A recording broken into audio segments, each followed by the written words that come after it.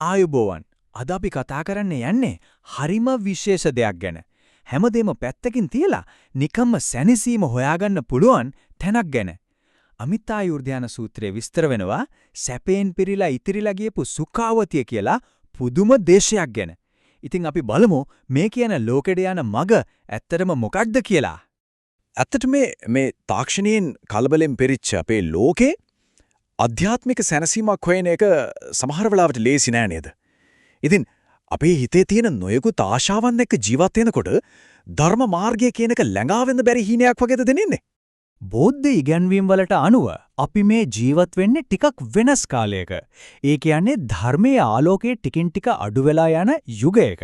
ඒ කියන්නේ වෙන දෙයක් නෙවෙයි අපි එදිනදා ජීවිතයේ තියෙන ප්‍රශ්න ආශාවන් මැද්දේ ධර්මයේ ගැඹුරු අර්ථය තේරුම් ගන්න එක එන්නම අමාරු වෙනවා කියන එකයි.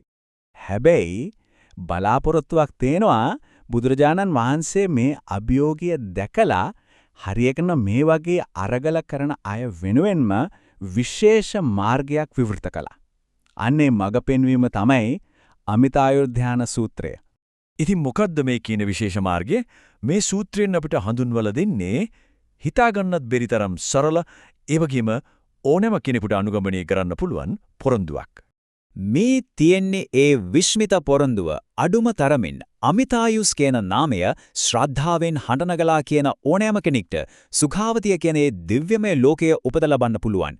හිතන්නකෝ දීර්ඝ භාවනා දුෂ්කර පිළිවෙත් නෙවෙයි ශ්‍රද්ධාවෙන් ඒ නාමය සිහි කිරීම විතරයි. එහෙනම් මේ ක්‍රියාවලිය හරිම පැහැදිලි. පළවෙනි පියවර තමයි අමිතායුස් බුදුන්ගේ නාමය සිහි කිරීම. ඒ ශ්‍රද්ධාවේ ප්‍රතිඵලය තමයි දෙවනි පියවර. ඒ පාරිශුද්ධ භූමියේ නැවත ඉපදීම. හරිම සෘජ සම්බන්ධයක් තියෙන්නේ. හැබැයි මෙතන ලොකු ප්‍රශ්නයක් මතුවෙනවා. නමක් කීම වගේ සරල දෙයකට මුළු ජීවිතයක්ම වෙනස් කරන්න පුළුවන් තරම් බලවත් ප්‍රතිඵලයක් ලැබෙන්නේ කොහොමද? මේ සරලකම පිටිපස්සේ තියෙන අසීමිත බලය මොකද්ද? ඒකට පිළිතුර රැඳිලා තියෙන්නේ මේ මාර්ගය නිර්මාණය කරපු කෙනා තුලමයි. ඒ තමයි අමිතාභ බුදුරජාණන් වහන්සේ. මේ සරල මාර්ගය හැකි වෙන්නේ උන්වහන්සේගේ අප්‍රමාණ මහා කරුණාව නිසා. අමිතාභ බුදුන්ගේ කතාව ඇත්තටම පුදුම සහගතයි.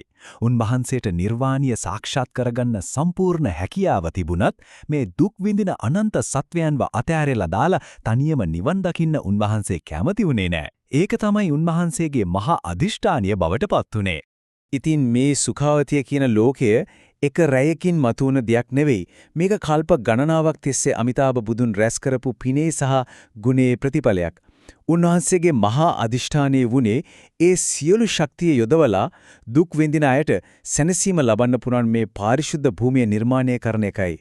මේ පාරිශුද්ධ භූමියේ ඉන්නේ ශ්‍රේෂ්ඨ උතුමන් වහන්සේලා 3 නමක්. මධ්‍යයේ වැඩ ඉන්නේ අමිතාභ බුදුන්. උන්වහන්සේට දෙපැසින් ඉන්නේ කරුණාවේ මහා බෝධිසත්වීන් වන අවලෝකිතේශ්වර සහ මහා ස්ථාම ප්‍රාප්ත බෝසතුන්. මේ 3 දෙනාගේ බලයෙන් තමයි සුඛාවතියේ ආධ්‍යාත්මික ශක්තිය ගොඩනගෙන්නේ. හොඳයි. අපි මෙච්චර වෙලා කතා කළේ සුඛාවතියට යන මඟ ගැන. දැන් අපි බලමු මේ ගමනාන්තය. ඒ කියන්නේ මේ පාරිශුද්ධ භූමිය ඇත්තටම කොයි වගේ තැනක්ද කියලා. සුඛාවතිය කියන්නේ අපේ මේ ලෝකය වගේ නෙවෙයි. ඒක හිතන පතන දේ ක්ෂණයකින් ඉටුවන ලෝකයක්. කිසිම අඩුපාඩුවක් වෙහෙසක් නැති සිතුවිලි පමණකින් සියල්ල ලැබෙන තැනක්. මේ ලෝකේ හැදිලා තියෙන්නේ මොන වගේන්ද? අපේ ලෝකේ අපි මහා වස්තුව හැටියට සැලකන හැම දෙයකින්මයි. රන්, රිදී, මුතු, මැණික් මේ හැම දෙයක්ම සුඛාවතිය හරිම සාමාන්‍ය දේවල්. පොළොව, ගස්, ගංගා පවා නිර්මාණය වෙලා තියෙන්නේ මේ කියන වටිනා වස්තුන්ගෙන්. මෙන්න මේකයි වැදගත්ම දේ. අපේ ලෝකේ මේ වස්තුන් දුර්ලභ නිසා තමයි අපිට ඒවට ආශාවක්, තණ්හාවක් ඇති වෙන්නේ. හැබැයි සුඛාවතියේ මේ හැම දෙයක්ම පස් වගේ සුලභ වුණාම මොකද වෙන්නේ? ඒවට තියෙන වටිනාකම ඉබේම නැති වෙලා යනවා. ඒකම ඒවට තියෙන ආශාවත් නැත්තටම නැති වෙලා යනවා. එතකොට අපිට තේරෙනවා සුඛාවතියේ මේ අසිරිය නිර්මාණය කරලා තියෙන නිකම්ම සැප විඳින්න නෙමෙයි. ඒක හරිම උපක්‍රමශීලී සැලැස්මක්.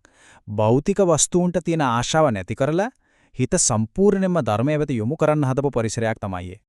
ඉතින් අවසාන වශයෙන් මේ ප්‍රශ්නය ගැන හිතමු. මැණික් ගොඩකුයි කුණු ගොඩකුයි අතරේ ඇත්තදම වෙනසක් තියනවද?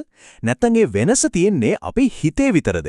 අපේ හිතේ තියෙන ආශාව නැති වුණොත් වටිනාකම කියන දෙයට ඇත්තටම අර්ථයක් තියෙනවද?